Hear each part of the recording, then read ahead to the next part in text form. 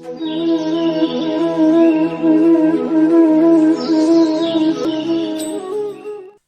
राधे जी। रुक जैसे में आपका स्वागत है। मैं हूँ एस्ट्रो अंजलि। आज मैं आपको बहुत एक सच्ची घटना कि कैसे कल एक कंसल्टेशन के द्वारा एक मेरे से पूछा एक मेरे कस्टमर ने कि क्या आपको भगवान की प्राप्ति हुई है। तो मैं भी थोड़ा देर के लिए सोचने लग गई कि भाई ये क्या सवाल हुआ। तो ये सवाल ये यूं मेरे मन में आया कि मैं आपको थोड़ी आज आपके अपनी चीज़ों में मैं बताऊं कि भाई ऐसा भी होता है। देखिए, हम लोग हैं आम आदमी और हम लोग एक साधारण जीवन जीते हैं, एक पारिवारिक जीवन जीते हैं। जो जीवन जो कहा जाए कि एक सांसारिक मोह माया में बंधे हुए हैं। जो लोग संसार से विरक्त होकर के, जो लोग सांसारिक सभी चीजों से, अभी जो आधुनिक युग चल रहा है उन सभी चीजों से वो विरक्त है। कहीं घनी जंगल में खुद से भिक्षा मांग करके खाना बनाते हैं, खुद से खाते हैं और खुद से ही वो मतलब उनको कोई ये नहीं है, एकदम तपस्या में लीन है। वो व्यक्ति संत है जो उन लोगों के आगे में हम लोग एक सूक्ष्म है।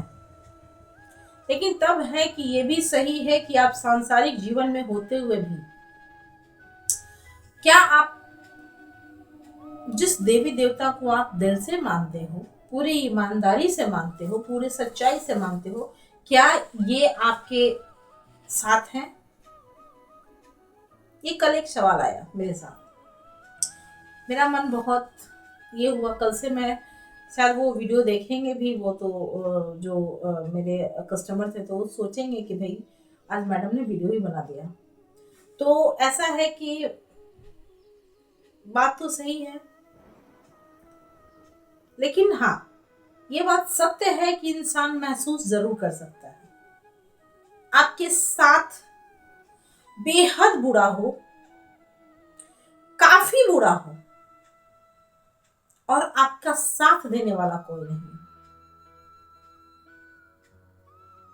और आप ऐसे जगह पे हो जहां पे सिर्फ आप और आपकी खुद की जिम्मेदारियां, यानी कि आपके बच्चे, या कहिए कि आपके ऊपर अपने फैमिली की जिम्मेदारियां हो। फैमिली में कोई भी हो सकता है, माँ बहन, भाई बहन, मतलब जो आप पे ही सिर्फ निर्भर हो, आश्रित हो। उनको देखते हुए और ऐसे ऐसे विडंबनाओं का सामना करना पड़े, ऐसे ऐसे समस्याओं से लड़ना पड़े जो एकदम नामुमकिन हो। और भी महज कुछ वर्ष हो आपका चल रहा हो, आप एकदम बिल्कुल जीवन का तजुर्बा नहीं है, समय का तजुर्बा नहीं है आपको, हालात कैसे हैं, उम्र नहीं है आपकी, लेकिन सिचुएशन आ गया है, संभालना है आपको। तो मैं अपने ऊपर ही एक घटना घटित हुई है जो, और एक नहीं अनेकों बातें हुई हैं, अनेकों चीजों में आपको कभी कभी मैं बताऊंगी। लेकिन आज जो महज एक खास चीजें है जो मैं बताती हूँ, जो मेरे साथ घटी है। और मुझे ऐसा हर क्षण मुझे ये प्रतीत हुआ है कि मेरे साथ मेरे शिव जी की कृपा है। अब आप कहोगे कि शिव जी की कृपा कैसे, तो इसका मतलब ये है कि मैं बचपन से, मुझे अच्छे से याद नहीं कि मैं कितनी वर्ष की रही होंगी, लेकिन बस इतना याद है कि मैं बहुत छोटी वर्ष से, मैं छोटी कम आयु से ही मैं शिव जी की बहुत बड़ी उपासक रही हूँ। बड़ी नहीं कह सकती, लेकिन इतना अपने आप के लिए मैं बड़ी बोल सकती हूँ। मैं उन संतों में अपनी गिनती नहीं करती, उन महापुरुषों में अपनी गिनती नहीं कर रही हूँ, लेकिन मैं यहाँ पे हूँ। मैंने ऐसे से चैलेंजेस को एक्सेप्ट किया है, मैंने ऐसे से समस्याओं में मैंने जूझा है, ऐसे से जगह पे मैंने खड़ी हुई हूँ और मैं निकली हूँ एक दलदल से। तो शिव जी की कृपा रही है। मैंने उन्हें वो उन्होंने अपना होने का यह एहसास मुझे हमेशा याद दिलाया है अपने साथ।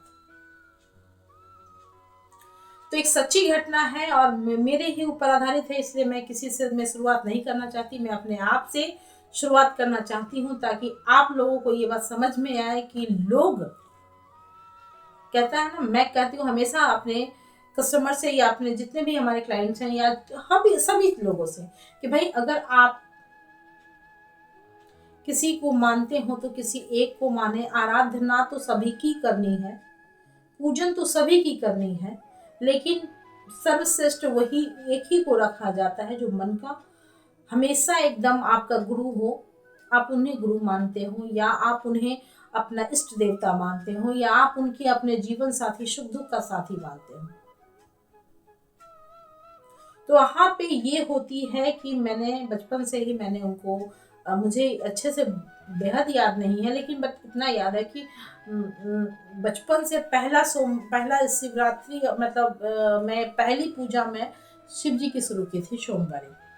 उसके बाद शिवरात्रि आई, उसके बाद जितना भी पूजा शिव जी का होता था मैं बचपन से रखती थी। मम्मी बोलती थी कि अभी पढ़ने का उम्र है, ये पूजा करने का उम्र नहीं होता है, पूजा करने के लिए पूरी लाइफ बची होती है, पढ़ने के लिए होता है। तो मतलब बच्चे थे, उनको लगता था कि मेरी बच्ची पढ़ी है, इसलिए उन्होंने ऐसा बोलता था, लेकिन मुझे ऐसा लगता था कि नहीं, पता नहीं मुझे उनमें क्या दिखता था। मैं पूरा अच्छे से बहुत छोटे से ही सभी के साथ फूल वगैरह लाती, मेहंदी लाती और फूल की माला बनाती, पूरे दिन उपवास रखती और पूजा करती। और एक दिन किसी ने मुझसे कर्मा धर्मा का एक भाई का जो पर्व होता है, किसी ने मुझसे करवा दिया था, छोटी थी मैं, और तब है कि बोला कि भाई तुम पूजा पाठ करती हो, भाई के लिए भी कर लो। तो भैया से हमारा ज़्यादा बनता नहीं था, भैया से हमारा हमेशा मतलब हम लोग ज़्यादा छोटे बड़े उम्र के बड़े नहीं हैं, भैया हमसे मात्र 3 साल का बड़ा था, जिससे वो हमेशा हम लोग में बीच बीच में जोक जोक हुआ करता था। तो वो हमेशा कर्मा धर्मा एक बार मैं उसके लिए वो सही और उपवास की, और शाम में जो कर्मी का साग और चावल बनता है, तो मुझे उसकी सुगंध इतनी तेज आई, इतना भूख लगा कसके कि मैं बहुत छोटी थी, और मेरी दीदी की बेटी जो बड़ी वाली सिस्टर की बेटी थी वो मेरे ही उम्र की थी, मेरे से बड़ी थी इवन। तो हम लोग सब कोई साथ में मिल करके हम लोग पूजा वूजा बहुत अच्छे से कर लिए, सब कुछ कर लिए, और रात में जब सब लोग बोला कि उसे सुबह होके खाया जाता है, बासी साग खाया जाता है और चावल का पानी, चावल जो होता है ना सुबह में खाया जाता है, अभी नहीं खाया जाता है, लेकिन मुझे बर्दाश्त नहीं हुआ और मैं खा ली। तो खैर ये बचपन की बातें हैं, मतलब कहने का अर्थ ये है कि ये चीज़ जो है एक मतलब मैंने अभी तक याद से मैंने शिव जी का पूजन में कभी ऐसी मेरे से नोक-झोंक नहीं हुई, मेरे से कोई भी गलती चूक नहीं हुई आज तक। मेरे साथ एक बहुत बड़ा इंसिडेंट हुआ जिसमें मैं शिव जी की पूजा करती थी। उसमें हुआ कि लोग सुहागनी पूजा होती है, ऐसा लोग इवन मेरी ही मतलब क्या बोला जाए, बोलना नहीं चाहिए, बट अपने ही लोग ने मुझे ये बात बोला कि भाई सोमवारी जो होती है या शिवरात्रि होता है, शादीशुदा महिलाएं करती हैं, ऐसा नहीं। लेकिन मैंने कभी नहीं छोड़ा, मैं पूजा की। बोली भगवान मुझे नहीं, आप ही को हंसा जा रहा है, मुझे नहीं हंसा जा रहा है। हम्म। और एक साल ऐसा था कि मैं मेरी माँ बहुत ही क्रिटिकल पोजीशन पे थी, बहुत ही ज़्यादा उनके साथ एक्सीडेंट हुआ था भारी, जिसमें मैं उनको लेकर हॉस्पिटलाइज थी और काफ़ी दिन से मैं उनके सेवा में थी। और इवेंट करीब से करीब 11 या 12 दिन हो रहा था, फिर भी बीच में पड़ गया शिवरात्रि, तो मुझे करना था। और मेरे पूरे दिन ऑपरेशन वगैरह चलता रहा, इधर उधर होता रहा, पूरा हॉस्पिटल के चक्कर काटते रहे पूरे दिन, और शाम में मैं जा करके मुझे कहीं कुछ समझ में नहीं आया। हॉस्पिटल में ही एक मंदिर था और मैं मंदिर में जा करके पास ही के एक दुकान से दूध की थैली ला करके, और मुझे कुछ वहाँ पे ज़्यादा कुछ मिला नहीं, जो जो था सिर्फ मुझे, लेकिन सच्ची श्रद्धा जो थी, मैं वहाँ पे पूजा की। और पूजा करते वक्त कुछ लोगों ने इस बात का भी किया कि भाई ये शिवरात्रि तो सुहागनी करती हैं, तो इस पर और मेरे साथ जो थी हमारी कलीग वो सुनी, तो वो उसने कहा कि भाई ऐसा है कि आपके बारे में बोला जाता। हम बोली कोई बात नहीं, मैं भी सुनी थी इस बात को, क्योंकि मेरे पीठ पीछे ही बात हो रही थी, तो थोड़ा सा मुझे भी थोड़ी सी कानों में आवाज़ आई, बट मैंने इस चीज़ को इग्नोर किया और बोला कोई बात नहीं, हमारे महादेव सुन रहे हैं। तो बस यही चीज़ है। पूरी लोग कहते हैं ना कि सभी चीज़ होनी चाहिए, ईमानदारी भी बेहद ज़रूरी है। मैंने जीवन में सबसे ज़्यादा चीज़ इसी से कमाया है और इसीलिए शायद मैं आज हूँ। इसका बहुत प्रत्यक्ष रूप से प्रमाण है कि मैं आज हूँ। तो बात यहाँ से शुरू होती है कि 2008 की घटना है। 2008 की घटना है और हम लोग उस वक्त बिल्कुल टीनेजर हुआ करते थे, बिल्कुल। लेकिन मतलब एकदम थोड़ी सी भी दिमाग नहीं हुआ करती थी कि मतलब थोड़ा सा होता है कि अब उसी एज में भाई बच्चे बच्चे भी हो गए थे और उसी एज में हमारा मतलब हम लोग मार्केट के लिए कुछ कुछ ज़रूरी चीज़ों के लिए, ठंडी का टाइम था, निकल गए। मैं और मेरी एक दोस्त थी, दोनों को इन बात किया कि भाई आज चलना है मार्केट, ऐसा ऐसी चीज़ें हैं।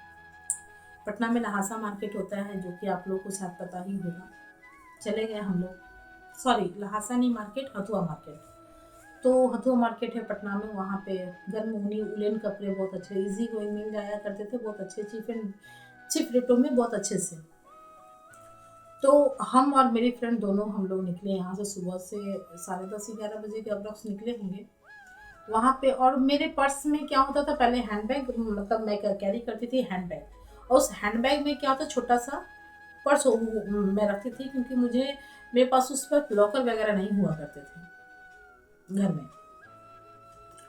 तो जितनी भी ज्वेलरी होती थी, ज्वेलरी क्या, ज्वेलरी के नाम पे 2-4 चीज़ें होती थी, मतलब एक चेन था, एक मंगलसूत्र, एक कान का, और एक रिंग वगैरह हुआ करता, जो भी होता था उसी में छोटा मोटा चीज़ उसी में डाल दिया करती थी, और वो पर्स हमेशा घर में टंगा रहता था।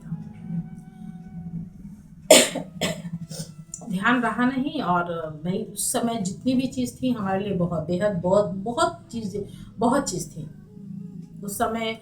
ऐसे थे हालात कि मुझे वो वो मेरे लिए 1.25 लाख के बराबर थे। जो कहते हैं ना बातों में 1.25 लाख, तो रियल में वो मेरे लिए 1.25 लाख के बराबर थे। मेरा वो, मैं पटना उतरी, पटना हम लोग गए, हम और फ्रेंड दोनों, और उसके बाद जैसे ही रिक्शे से उतरे और हम और दोनों मेरी फ्रेंड और दोनों बैग में एक बिस्किट था, एक छोटा सा मोबाइल हुआ करता था कीपैड का, उस मोबाइल में और छोटे से पर्स में कुछ ज्वेलरियाँ थी जो थी उसमें, और करीब वही 3,500 के अप्रोक्स पैसा था, क्योंकि हम लोग बच्चों की कपड़ा और घर की सामान के लिए हम और फ्रेंड दोनों गए थे। तो क्या हुआ कि बहुत अच्छे से वो दिन याद है मुझे। तो ऐसा था कि मैं वहाँ पर उतरी, और एक मुझे पता नहीं था कि क्या, मतलब मुझे लगा कि कोई बगल से टच किया, मतलब। तो वहाँ पे जैसे ही आप पटना हनुमान मंदिर पहुँचते हैं तो वहाँ पे बहुत ज़्यादा भीड़ होती है, ज़्यादातर क्राउड होता है, क्योंकि अब तो गोलंबर बन गया है। पहले था कि डायरेक्ट वहीं पे उतरता था आदमी, ऑटो रिक्शा वहीं पे रुकता था और डायरेक्ट आप फिर वहाँ से आप हथुआ मार्केट के लिए बस हम लोग पकड़ते थे। तो हम लोगों ने बस पकड़ के गांधी मैदान के लिए, हथुआ मार्केट के लिए निकल चुकी थी, मैं और मेरी फ्रेंड दोनों। और जब मैं क्या हुआ कि जब हथुआ मार्केट पहुंची, तो जब थोड़ी लगा कि मुझे बिस्किट है मेरे हाथ में, पानी का बोतल था, सोची एक तो बिस्कुट खा के पानी पी लेती हूँ। हाथ में डाली तो मेरा चैन खुला हुआ था पर्स का। तो मैंने कहा कि लगता है गुड़िया खोली होगी हमने बिस्किट, तो बिस्किट भी गायब। और तो बोली कि भाई तुमने बिस्किट लिया है क्या? तो वो बोली, फ्रेंड मेरी जो थी वो बोली नहीं मैंने बिस्किट नहीं लिया तेरा। तो मैं बोली अच्छा ठीक है। तो जब आगे पहुंचती हूँ, जब और बस वाले को पैसा देना, सॉरी, जब मैं आगे पहुंचती हूँ तो मुझे लगा कि थोड़ा फ़ोन कर लेते हैं, घर पे बच्चों का हाल पूछ लेते हैं कैसा है वो दोनों। तो हमने पर्स में मोबाइल देखा, मोबाइल नहीं है, फिर छोटा सा पर्स देखा, उसमें वो भी नहीं है, ज्वेलरी का पैकेट बैग भी नहीं है, पैसा भी नहीं है। अब तो मेरा मतलब मानो मेरा काटे खून नहीं है, ठीक है। तो काफ़ी लगा कि मेरा सब कुछ चला गया। जब आप तंग हालातों में होते हो ना, तब आपके पास जितनी भी चीज़ होती है ना, वो बेहद ही बहुत बड़ा अमाउंट होता है वो आपके लिए। थोड़ी सी चीज़ है, थोड़ा सा ही जगह चीज़, लेकिन उस वक्त के लिए बहुत बड़ा अमाउंट था मेरे लिए, बहुत ही बड़ी मेरे लिए एक जागीर थी। तो मैंने बोला यार मेरा तो ज्वेलरी का बैग भी नहीं है, पर्स भी नहीं है। वो बोली तुम घर छोड़ आई होगी। मैं बिल्कुल नहीं घर छोड़ आई हूँ, मैं ले करके आई हूँ और इसी में था। फिर मोबाइल भी नहीं, ये भी नहीं, मतलब वहाँ से फिर हम क्या सोच के बोली चलो चलो अब क्या किया जाए, अब तो घर चलना होगा वापस। वो भी ये हो गई कि चलो कुछ नहीं खरीदारी होगा, चलो अब वापस चलते हैं।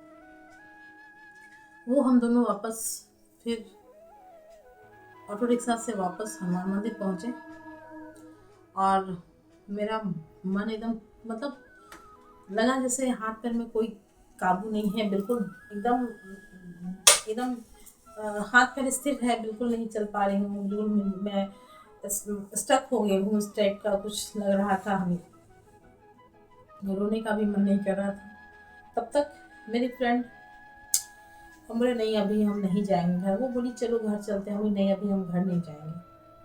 हनुमान मंदिर के पास, गेट के पास ही मैं वहाँ खड़ी हो गई, वो भी मेरे साथ खड़ी हो गई।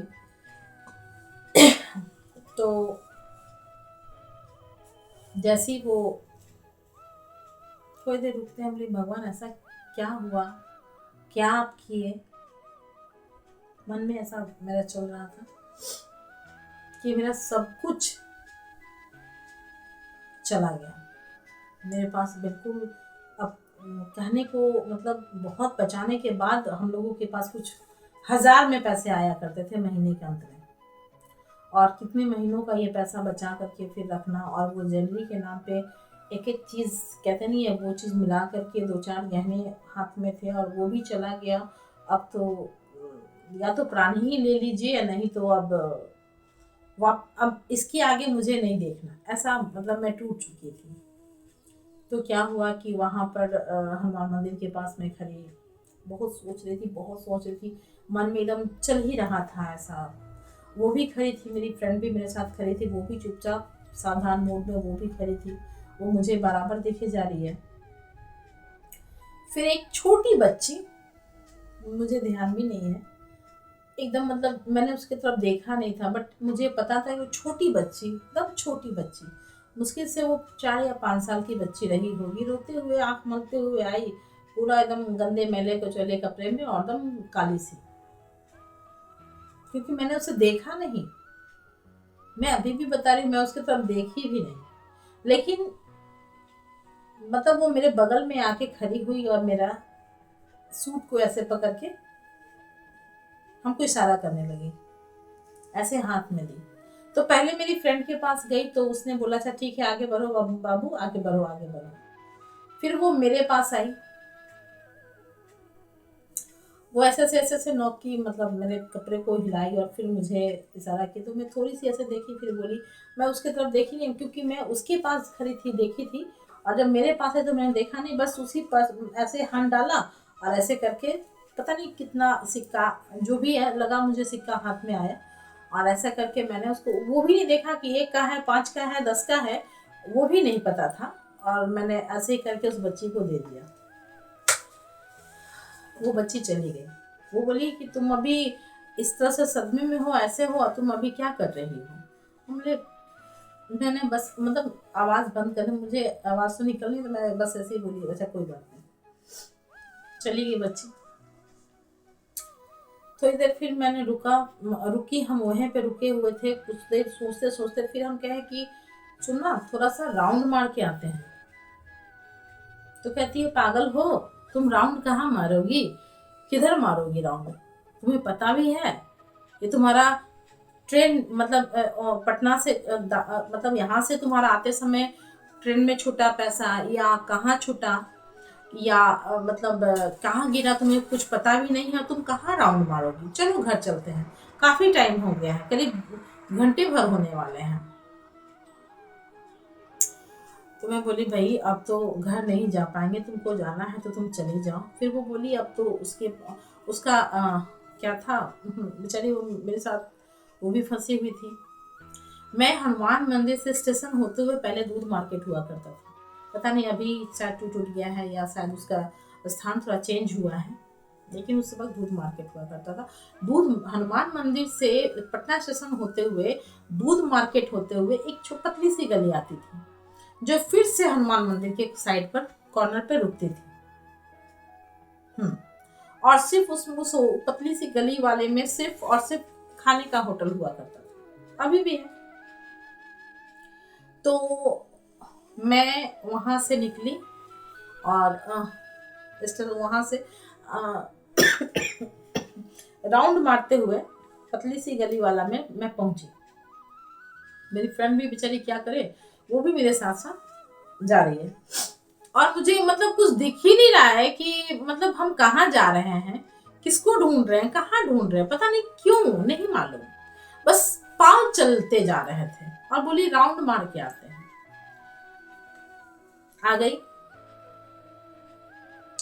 और हाँ, मैं आपको बता दूं वो बच्ची थी या बच्चा था मैं ये भी नहीं देखी, लेकिन मुझे मतलब उसके बालों से लगा बड़ा बड़ा बाल, एकदम ऐसे ऐसे करली करली हेयर। और क्योंकि एकदम मैल कुचल कपड़ा, उसमें पता नहीं चल पाया कि लड़की थी या लड़का था। मैंने बोला कि ध्यान ही नहीं दिया, बट जो हाथ में आया मैंने उसे दे दिया। और जब मैं राउंड मार के जब मैं कॉर्नर पे आई उसी होटल वाले लाइन पे, मतलब दूध मार्केट से होते हुए हनुमान मंदिर से स्टेशन होते हुए और दूध मार्केट होते हुए कॉर्नर वाले होटल वाले पत्ती वाली गली से कॉर्नर पे जब मैं आई वहां पे रुकी हुई थी। और जस्ट अब यहाँ पे ध्यान से सुनिएगा, जस्ट एक महिला, एक अधेड़ उम्र की महिला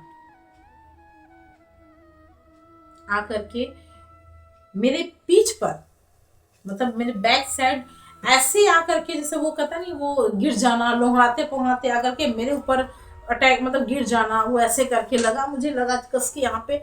मैं ऐसे पीछे पलट के देखी, मैं गुड़िया यही है।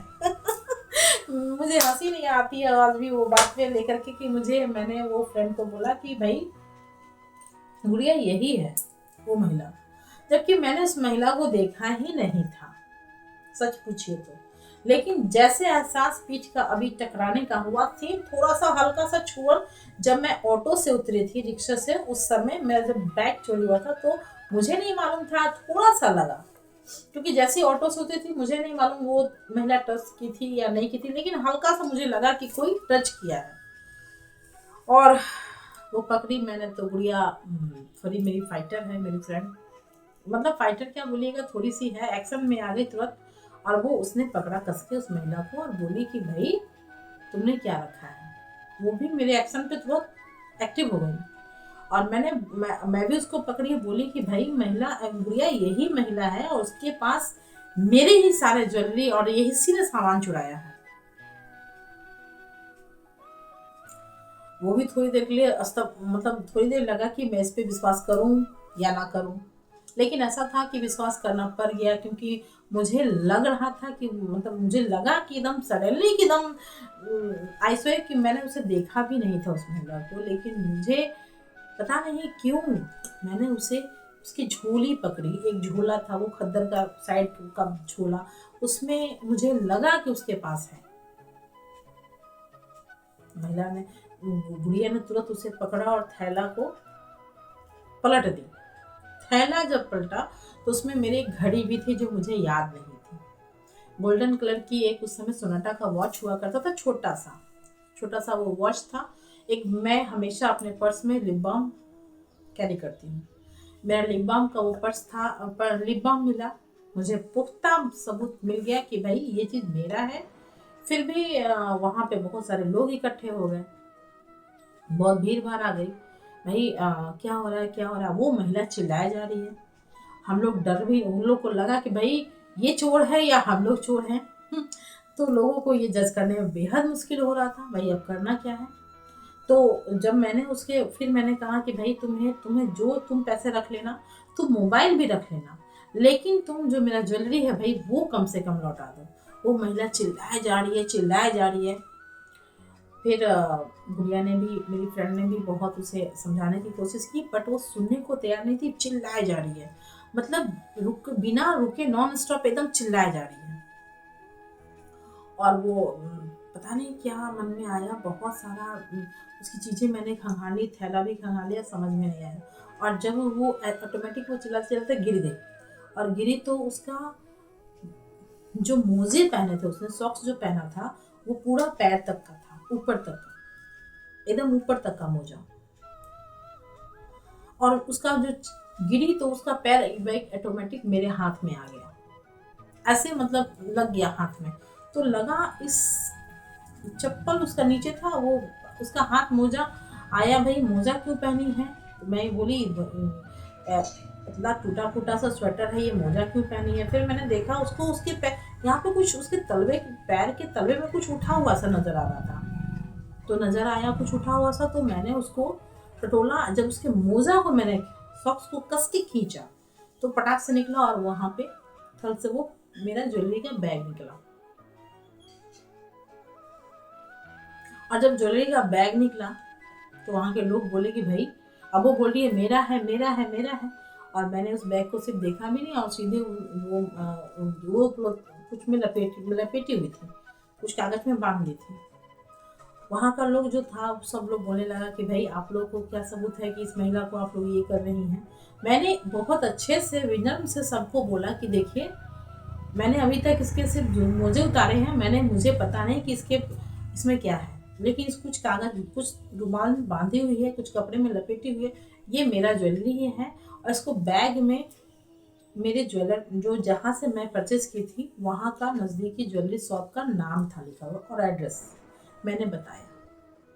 तो वहाँ के जितने भी थे, कुछ पंजाबी लोग थे, भाई पटना स्टेशन है तो ज़्यादातर बहुत सारे लोग भी इकट्ठे हो गए थे। सब लोगों ने वो पंजाबी ने खोल करके, पग लगाए हुए बहुत बड़ा एक पंजाबी सिख आदमी था, वो वो खोलता है कपड़े को, और वो देखता है कि वो एक बैग है रेड कलर का, उसमें चेन लगी हुई थी। मैंने चेन लगा हुआ भी बताया था कि उसमें मेरा एड्रेस और मेरा ज्वेलरी शॉप का नाम है, और शॉप उस नंबर भी होगा, आप पूछ लीजिए, हम लोगों के बारे में बता देगा। तो उसने जब खोला देखा तो सच में हम लोग जितनी ज्वेलरी है उसकी मुहर भी होगी, तो क्लियर था। तो सभी लोगों ने उसको वहाँ से उठाया, और मेरी ज्वेलरी और मेरा पैसा तो नहीं, खैर वो तो पैसा रख ली थी, मोबाइल मैंने पैसा उसे, मतलब मैंने दे भी दी, जो भी पैसा बचा था मैंने उसको दे दिया। बोला कि भाई ये रखो तुम, और मोबाइल भी शायद उसने फेंक दिया कि क्या किया कि मोबाइल पकड़ा जाएगा, क्योंकि उसे स्विच ऑफ करना नहीं आता होगा, तो उसने मोबाइल को फेंक दिया था। तो मैंने ज्वेलरी बस ली, और जो भी मेरे पास जो भी पैसे थे मैंने उसे दिया, और बोला कि मुझे क्षमा कीजिएगा। और मैंने उसे अपनी ज्वेलरी लेकर के मैं वहाँ से, सब लोगों ने कहा कि मैडम इसके गिरोह होते हैं, और आप लोग फट से निकल जाइए यहाँ से, क्योंकि अगर यहाँ पे थोड़ा देर भी रुकिएगा तो आप लोगों पर खतरा होगा, क्योंकि ये तुरंत बुला के ले आएगी अपने झुंड में सभी को। तो हम लोगों ने वहाँ से अपनी ज्वेलरी ली, और वापस सीधा फटाक से दूसरे रूट से होते हुए हम लोग अपने घर आए। और आने के बाद जब ये घटना जब सबको बताया गया, तो किसी ने भी बिलीव नहीं किया कि ज्वेलरी मिलने खोने के तत्पश्चात 2 घंटे, 3 घंटे, 4 घंटे होने के बाद भी आपको मिल गया, और भी पटना में आपको पता नहीं है कि आपको किसने निकाला, कैसे निकाला।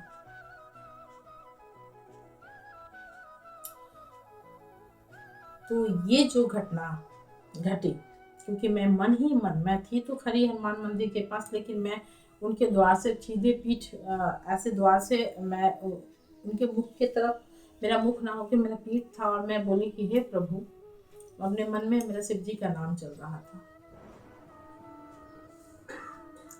तो मेरी फ्रेंड ने बताया कि देखो, तुम विचलित अवस्था में भी उस बच्ची को पैसा दी, तो यही शायद तुम्हारी परीक्षा लिया गया होगा कि भाई इसने विचलित अवस्था में भी चीज़ों को नहीं ये समझी और दिया। और ये मेरे लिए मतलब सबसे पहला एक्सपीरियंस रहा, और बहुत ही ऐसे तो बहुत सारे एक्सपीरियंस शुरू से ही छोटे मोटे होता हुआ था, लेकिन जब इंसान को फाइनेंशियली कुछ ऐसा होता है ना दिक्कत, चंद पैसे हो, चंद मुट्ठी में चीजें हों, और तब जा कर के आपके साथ एक आर्थिक स्थिति से, तंगी से आप जूझ रहे हों, और बहुत ही भयावन आपके साथ रहा हो, उस वक्त आपके साथ जो भी है वो भी चला जाना, ये काफी मतलब हृदय विदारक रहा रहा था मेरे लिए। और लेकिन सबसे बड़ा बात है कि मुझे आज तक ये समझ में नहीं आया कि ये कैसे हुआ, मैं उस महिला को मैं कैसे पहचान गई, और मैं उसी रूट में मैं क्यों गई। और वो महिला को तो चोरी करने का आदत था, वो मेरे से पहली बार टकराई, और दूसरी बार उसका बदकिस्मती था कि फिर वो मेरे से टकराई, ताकि वो फिर से मेरे साथ चोरी करने के लिए उसी मकसद से आई होगी। लेकिन जितने जिसने भी सुना, ये बिलीव करना बिल्कुल उनके लिए नामुमकिन रहा, क्योंकि ये नहीं हो सकता था, पता नहीं कैसे हुआ। तो ये छोटा सा एग्जाम्पल है, पहला एक्सपीरियंस था, तो ये मैंने आप लोगों के साथ शेयर किया। देखिए सच्ची, मैंने जब भी मैं किसी भी अवस्था में रही हूँ, और जो मुझे जानते हैं वो सब जानते हैं कि ये शिव जी की भक्त है शुरू से ही। तो मैंने, हालांकि मैंने अपनी भी कुंडली देखी है, तो मेरा इष्ट देवता मेरा विष्णु जी है। तो ये मुझे, मैंने कभी उनके प्रति मुझे ऐसा मैं सिर्फ उनकी मतलब मैंने उन्हें पूजा आराधना किया है, लेकिन मैं उनको सच्चे मतलब जो कहा जाता है ना कि सिर्फ उनसे उतना लगाव मेरा नहीं रहा। मैंने कभी गुरुवार का पूजा भी कभी मैंने नहीं रखा, लेकिन सोमवार का तो आप हमेशा रखती हूँ। जब भी कुछ लगता है तब सोमवार की पूजा, या डेली से मतलब जो भी है, मैं क्या बताऊँ, हमेशा मैं उनके शिव जी की उपासक रही हूँ, हमेशा मैं उनको ध्यान में करती हूँ, और हमेशा उन्हीं का चल रहा है। और मैंने बहुत ही अच्छी एक रेमेडी अपने लिए अपनाया है, और ये मैं खुद में आजमा रही हूँ, और फिर मैं आपको बताऊंगी। फिर से एक नई घटना के साथ, नई बातों के साथ मैं आपके लिए फिर एक बहुत अच्छी सच्ची घटना, शिव जी की सच्ची घटना मैं आपके लिए लेकर के आऊंगी। और तब तक इस स्टोरी से आपको कैसा लगता है, क्या समझ में आता है, आप लोग भी अपना मार्गदर्शन जरूर दीजिएगा। राधे राधे।